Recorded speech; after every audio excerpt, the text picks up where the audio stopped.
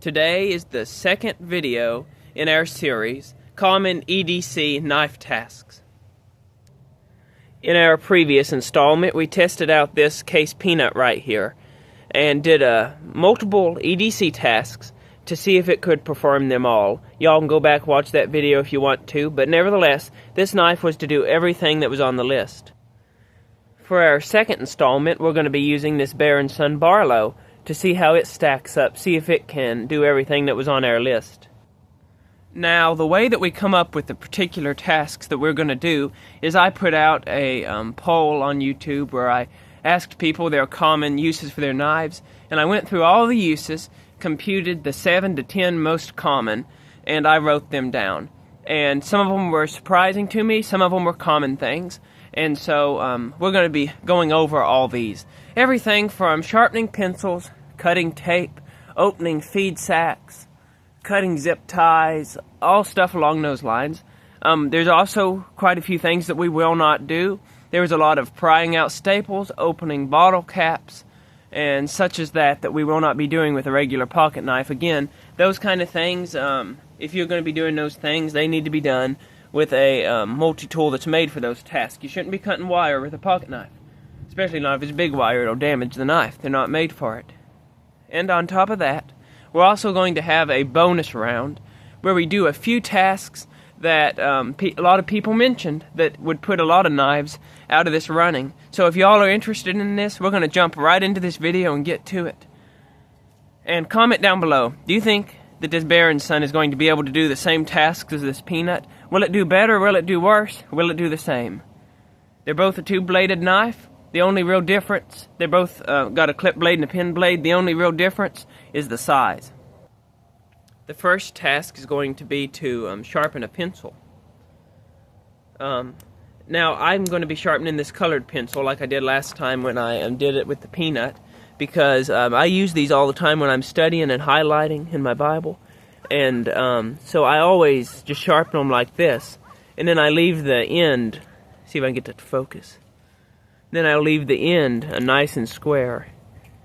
I don't think that's going to focus too well. Sorry about that, y'all. But either way, I just work them down like this, and then I square off the end. And that right there makes a good highlighter. And that's what I use to highlight my Bible. So, as you can imagine, this knife had no trouble sharpening a pencil. So the next task is cutting a feed sack. Now, I don't have one that's full that I need to cut right now, so I'm just going to do this empty one right here. As you saw, that was no problem at all for this Barlow. So the next task is two tasks combined. One of them is cutting a zip tie, as you can see I have right here. The other one is being able to get into a tight space. And this would roll out a lot of knives. But it's one of the reasons why the peanut did good and this one will too, is not because they have a nice large clip point blade.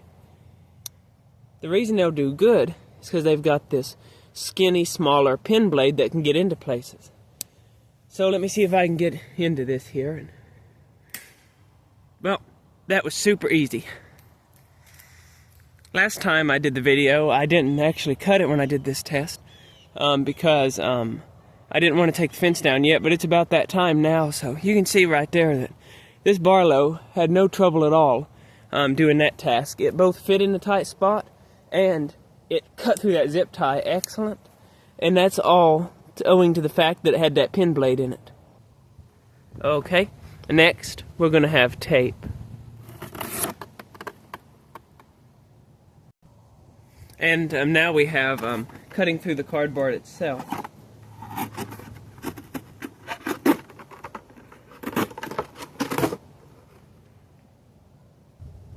As y'all saw, we passed those tests with flying colors also. Next we have a shipping envelope. Now this is just a shred, so it's going to be kind of hard to actually get in this to cut it. I don't have a regular one to cut just this piece here, but as y'all can imagine, of course, you know, you're not going to have a hard time cutting through stuff like that with a knife like this. And next we have an envelope. Now I don't have an envelope at hand, but I've got this super thick copier paper, so this is going to stand in for us. And as you saw, I mean, that's no problem at all, but we all knew that. And then our last official task that I got from y'all is food tasks. Now, I took a bunch of them and put them all into one, because I got everything from every kind of food you can imagine, from cutting steak, apples, potatoes, onions, carrots, all the way down the line. Last time I cut a tomato. What I figure is important with a food task is the blade has to be long enough to cut through something that's pretty thick. What I mean by that is like an apple. You know, the blade has to be long enough to cut actually all the way through an apple. Same thing with a tomato, same thing with an onion. If a knife can cut a potato that's, that big around and that long, it ain't going to have a bit of trouble cutting a carrot.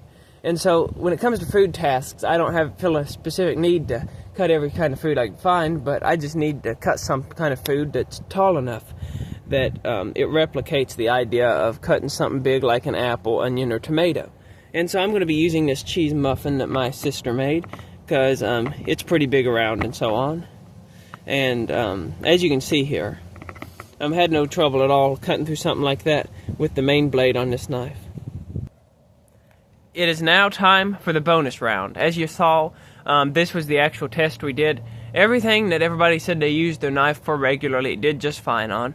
We understand, of course, that if you're going to be hunting, maybe you'll take a bigger knife, or if you're going to be using it for, we've got specialty knife for specialty tasks. An EDC knife is supposed to do what we do every day. As you saw, this knife passed that just fine. But there are two bonus tests that we do. The first test is to cut weed eater string. Now, I added this test because this is something that I do pretty often. And so let's go ahead and do that. And these two bonus tests, these are meant to contrast one to the other. So they both check another aspect of the knife. The question is, can this knife cut through weed eater string? Now, this is the stuff, the tough 105 here. So the hardest thing is just holding on to it while you cut it. But I found with, this kind of weed eater string that, the peanut, even a little knife like the peanut didn't have any trouble at it at all. A lot of times it's just a matter of fiddling around with it a little bit, and rather than pushing real hard when I do it, I usually just reposition a few times when I'm using my pocket knife, and it'll cut right through it. Sometimes, of course, it's easier than others, but mainly it's hard just to hold it in this position. I'm holding it here for this video, but you can see there, it cut right through it. My lack of good technique took a few tries, but nevertheless, the knife itself didn't have any trouble, and it did it with flying colors. And I used the little pin blade for that one. So that test is to more or less test the toughness of the blade and the spring, and to see if everything holds up good and stout. To see if the blade is strong enough, without bending, without warping, or whatever it might be. This next test tests the opposite. So the next test was recommended in the comments when I'd asked normal EDC tasks, and that was cleaning out under your fingernails. Like if you get something jammed under there. I know whenever you're picking up potatoes, sometimes you'll get dirt jammed under your fingernail, and if you get enough jammed in there, it can even hurt. But nevertheless, sometimes people will use a knife to clean out under their fingernails. Now, the reason why this is also a good bonus option, a good bonus round, is because some knives you wouldn't be able to do this with. So the question, of course, when you're looking at something like cleaning out under your fingernail with a knife, the question is the blade going to have a good shape to be able to get under there or not? Well, if I was going to use this knife, the blade I'd be thinking about using was this pin blade right here. And how you do that is you just put that under there and run it right around. That's how you would do that. So as you can see, you can clean out under your fingernails with this pin blade. So that makes this knife pass this test. Could you do it with the clip blade? I don't know. You probably could, but it wouldn't be the best. But you don't need to, because you've got the pin blade. That's the benefit of having multiple blades with different shapes and designs. So, what's the conclusion? As y'all saw, this knife took every task easily and had no trouble at all. If there was any struggling going on, it was me trying to struggle to get the position right, reaching over the camera or whatever it might be. This knife did absolutely great, no complaints. The two blades allow you to do whatever you want to. You'd have trouble cutting through the cheese biscuit with the pin blade. You couldn't have got behind the zip tie and cut it on the T-post with the clip blade. So the blades complement each other, and by means of that we were able to do every task that we needed to do. So I think that this knife is a fine EDC knife, and you'll be able to do whatever you need to with it. It's sturdy, it holds up good. I don't believe there's anything bad to say about it. I did give this knife a pocket worn treatment and went around and the sharp edges and kind of rounded it off a little bit, but that was just putting my custom touch on it. But I like the way this knife feels. As you saw, it cuts good, and it's a very, very sturdy feeling knife, and I really like this knife so far. I don't think I have any real complaints about it.